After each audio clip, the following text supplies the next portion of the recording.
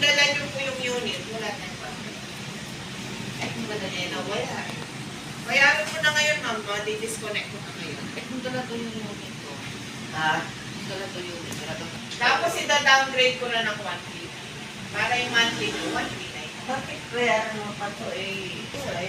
Ganun na lang. Tapusin na lang. So, October 20.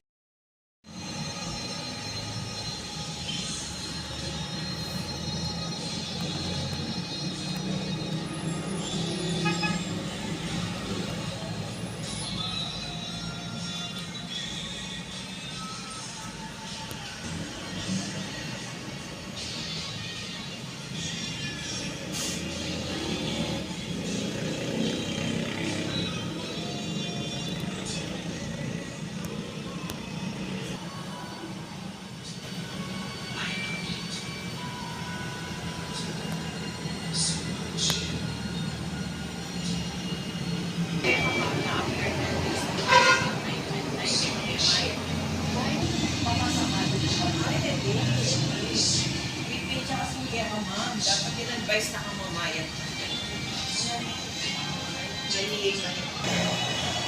Umarap ang sorry ko.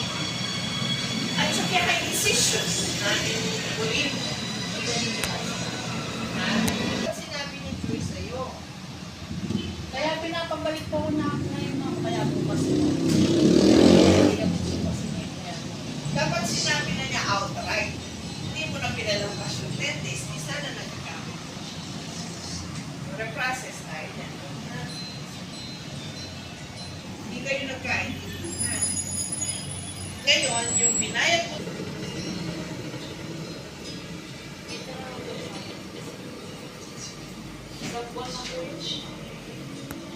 Eh, Dahil, pag diba malasak na eh. Bakit to?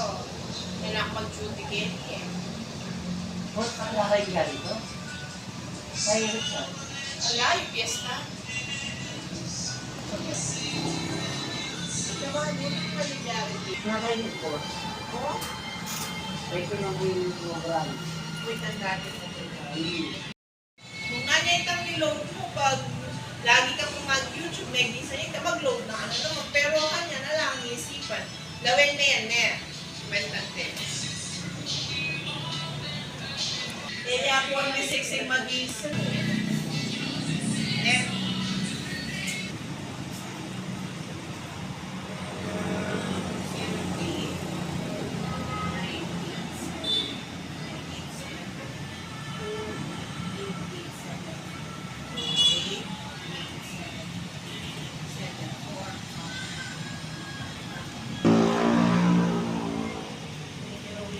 Prepaid siya natin.